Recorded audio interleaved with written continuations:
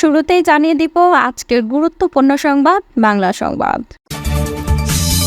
দেশ ছেড়েছেন আওয়ামী লীগের যে সকল এমপি মন্ত্রীরা কিভাবে দেশের বাইরে যাচ্ছেন, গ্রেপ্তার হওয়ার পরও কিভাবে যাচ্ছেন, গোপন তথ্যে যা বেরিয়ে আসছে।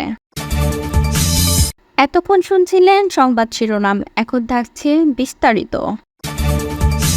প্রিয় দর্শক, নিউজটি ভালো লাগলে চ্যানেলটি অবশ্যই সাবস্ক্রাইব করে সঙ্গে থাকুন এবং এই ভিডিও সম্পর্কে আপনার মূল্যবান মতামতটি কমেন্ট বক্সে জানিয়ে দিন। ধন্যবাদ। ছাত্র জনতার গণ অভ্যুত্থানে শেখ হাসিনা সরকার পতনের 1 মাস পরও আওয়ামী লীগের অনেক নেতাকর্মী, সাবেক মন্ত্রী ও সংসদ সদস্য অবৈধভাবে দেশ ত্যাগের চেষ্টা করছেন। ইতোমধ্যে অনেকে দেশ ছেড়ে পালিয়েও গেছেন। পালাতে গিয়ে সীমান্তে ধরাও পড়েছেন কেউ কেউ। সীমান্ত পার হতে গিয়ে মৃত্যুর ঘটনাও ঘটেছে। সংশ্লিষ্ট একাধিক সূত্র থেকে জানা গেছে, গত সপ্তাহে সাবেক স্বরাষ্ট্রমন্ত্রী আসাদুজ্জামান খান, সাবেক বস্ত্র ও পাটমন্ত্রী জাহাঙ্গীর কবির নানক, আওয়ামী লীগের যুগ্ম সাধারণ সম্পাদক, সাবেক সংসদ সদস্য আ.ক.ম বাহাউদ্দিন নাসিম সীমান্ত পাড়ি দিয়েছেন।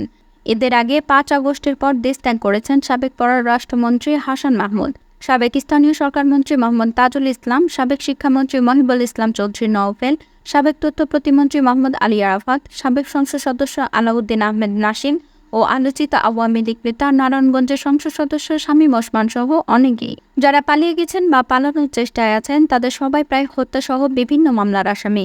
এ অবস্থায় প্রশ্ন উঠেছে, সরকার পতনের এতদিন পরও কিভাবে এসব ব্যক্তি দেশ ছেড়ে পালাতে পারছেন।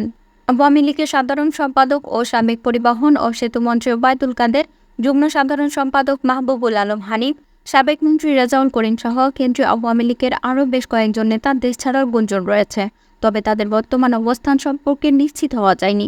ওবায়দুল কাদের সীমান্তবর্তী এলাকায় আশ্রয় নেন, পরে সীমান্ত অতিক্রম করে ভারতে চলে যান। সাবেক একজন মন্ত্রী প্রথম আলোকে বলেছেন, তিনি শুনেছেন ওবায়দুল কাদের এখন দুবাই আছেন। শেখ হাসিনার নিকটাত্মীয় ও সাবেক সংসদ সদস্যের মধ্যে শেখ ফজলুল করিম সেলিম, শেখ হেলাল উদ্দিন ও তার ছেলে শেখ শারহান নাসের তন্ময়, হেলালের ভাই সাবেক সংসদ সদস্য শেখ সালাউদ্দিন জুয়েল এবং আবুল হাসনাত আবদুল্লাহর ছেলে ও বরিশালের সাবেক মেয়র সাদিক আবদুল্লাহ এখনও দেশ ছাড়ার সুযোগ পাননি। তারা দেশের ভেতরে আছেন বলে বিভিন্ন সূত্রে জানা গেছে। শেখ হাসিনার আরেক আত্মীয় আবুল হাসনাত আবদুল্লাহ ছাত্র জনতার গণ অভ্যুত্থানের কিছুদিন আগে ভারতে চলে যান। আর ঢাকা সিটি কর্পোরেশনের মেয়র শেখ ফজলে নূর তাপস 3 আগস্ট রাতে পরিবারসহ দেশ ছাড়েন। তিনি ঢাকা থেকে সিঙ্গাপুরে যান। তার পরিবার পৃথক ফ্লাইটে যায় লন্ডনে। তাপসের ভাই যুবলীগের চেয়ারম্যান শেখ ফজলে শামস সরকার পতনের কয়েকদিন আগে 31 জুলাই যুক্তরাষ্ট্র থেকে দেশে ফিরেছেন। তিনিও দেশে আছেন বলে জানা গেছে। সাবেক অর্থমন্ত্রী আ.হ.ম মোস্তফা কামালও আন্দোলনের সময় সপরিবারে সিঙ্গাপুরে চলে যান। সাবেক বিদ্যুৎ প্রতিমন্ত্রী নসরুল হামিদ বিপুর অবস্থান সম্পর্কে নিশ্চিত করে কিছুই জানা যায়নি, তবে তার ঘনিষ্ঠ হিসেবে পরিচিত সাবেক আইনমন্ত্রী আনিসুল হক ও শেখ হাসিনার উপদেষ্টা সালমান এফ রহমান অবশ্য সরকার পতনের পর শুরুতেই গ্রেপ্তার হয়েছেন। বিদেশ যাওয়ার চেষ্টাকালে গ্রেপ্তার হয়েছেন সাবেক তথ্য প্রযুক্তি প্রতিমন্ত্রী জুনায়েদ আহমেদও। গতকাল মঙ্গলবার পর্যন্ত মোট 30 জন আওয়ামী লীগের সাবেক মন্ত্রী, সংসদ সদস্য ও নেতা গ্রেপ্তার হয়েছেন। 5 আগস্টের পর দেশ ছেড়েছেন আওয়ামী লীগের এমন অন্তত 15 কেন্দ্রীয় নেতা। সাবেক মন্ত্রী ও সংসদ সদস্যের নাম বিভিন্ন সূত্রে জানা গেছে। অবৈধ পথে দেশ ছাড়াই ইমিগ্রেশন বিভাগের নথিতে তাদের দেশ ত্যাগের কোনো তথ্যই নেই। এর বাইরে আওয়ামী লীগ, যুবলীগ, ছাত্রলীগ এবং অন্যান্য সংগঠনের সাবেক ও বর্তমান নেতাদের মধ্যে অন্তত 27 জন দেশ ছাড়ার খবর জানা গেছে। তবে দেশ ছেড়ে পালানো ব্যক্তিদের প্রকৃত সংখ্যা কয়েকশো হবে বলে জানা গেছে। এছাড়া পরিস্থিতি আঁচ করতে পেরে 5 আগস্টের কিছুদিন আগে বিদেশে পাড়ি জমেন আর দেশে ফেরেনি আওয়ামী লীগের বিভিন্ন পর্যায়ে এমন অন্তত 13 নেতার নাম জানা গেছে।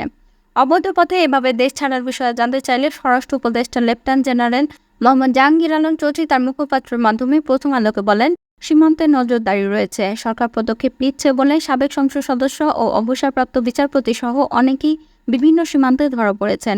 এই তৎপরতা অব্যাহত থাকবে।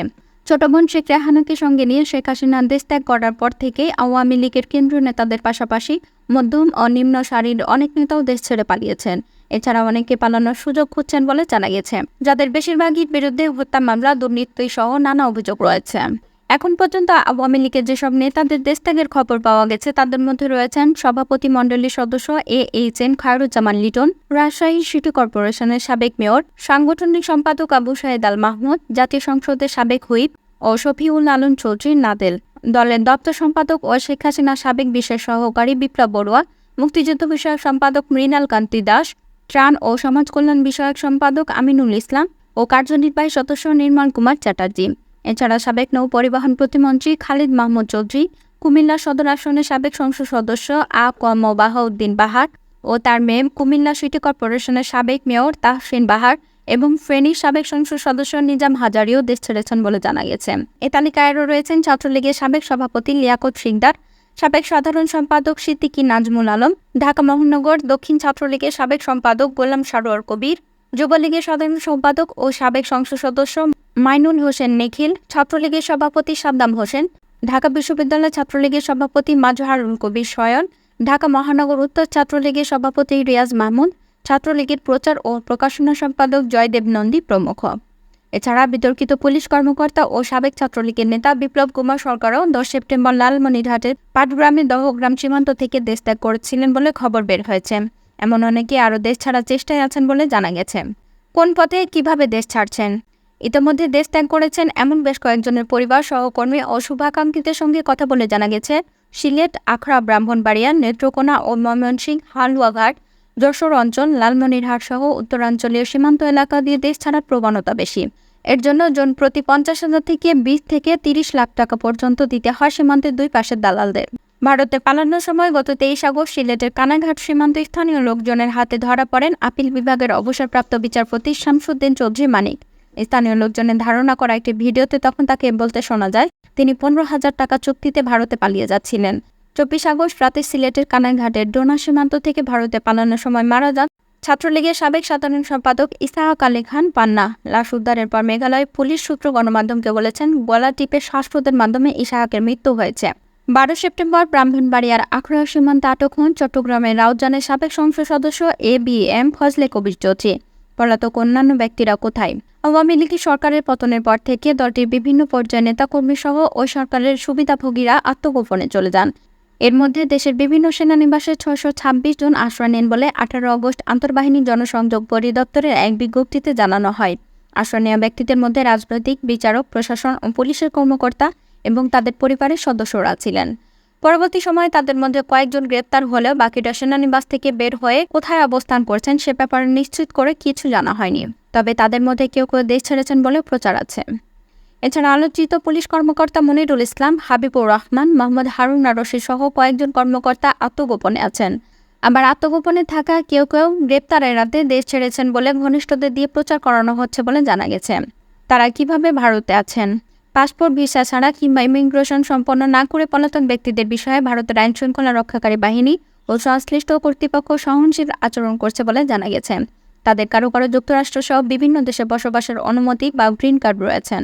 তাদের কেউ কেউ ভারতের ইমিগ্রেশন বিভাগকে ম্যানেজ করে অন্য কোনো দেশে যাওয়ার চেষ্টা করছে বলেও খবর পাওয়া গেছে। সিলেট সিটি কর্পোরেশনের সদ্য সাবেক মেয়র আনোয়ারুজ্জামান চৌধুরী এই প্রক্রিয়ায় ভারত থেকে লন্ডনে পাড়ি জমিয়েছেন বলে জানা গেছে। সংশ্লিষ্ট একাধিক সূত্ররা জানিয়েছে, কেউ কেউ অবৈধ পথে ভারত গিয়ে দালালের মাধ্যমে পাসপোর্ট, বাংলাদেশ থেকে বহির্গমন ও ভারতের প্রবেশের সিল লাগানোর ব্যবস্থা করেছে। সংশ্লিষ্ট সূত্র বলছে, বিপুল অর্থের মালিক আওয়ামী লীগের এমন নেতাদের দেশ ছাড়ার প্রবণতা বা বেশি চেষ্টা। এ নিয়ে দেশে অবস্থান করা আওয়ামী লীগ, ছাত্রলীগ ও যুবলীগের বিভিন্ন পর্যায়ের 11 জন নেতার সঙ্গে কথা হয় এক প্রতিবেদনের। তারা বলেন, দেশ ছাড়ার পর নেতারা আর দেশে থাকা নেতাকর্মীদের খোঁজ নিচ্ছেন না। অনেকে আগের হোয়াটসঅ্যাপের নম্বর সহ ফেসবুক ও মেসেঞ্জার বন্ধ রেখেছেন। বিপদে আছেন তৃণমূলের অসচ্ছল নেতাকর্মীরা। হত্যাসহ মানবতা বিরোধী অপরাধের মামলায় আসামিদেরও সীমান্ত দিয়ে পালিয়ে যাওয়ার বিষয়ে জানতে চাইলে পুলিশের সাবেক অতিরিক্ত মহাপরিচালক নাইম আহমেদ প্রথম আলোকে বলেন, যারা ভারতে যাচ্ছেন তারা তো আগে দেশের ভিতর থেকে সীমান্তে যান। তারা কিভাবে সীমান্তে যাচ্ছেন সেটা জানা জরুরি। পাশাপাশি তল্লাশি চৌকি বসেও নজরদারি জোরদার করতে হবে। এছাড়া সীমান্তে মানব পাচারের সঙ্গে যুক্ত ব্যক্তিদের বিরুদ্ধে ব্যবস্থা নেওয়া জরুরি।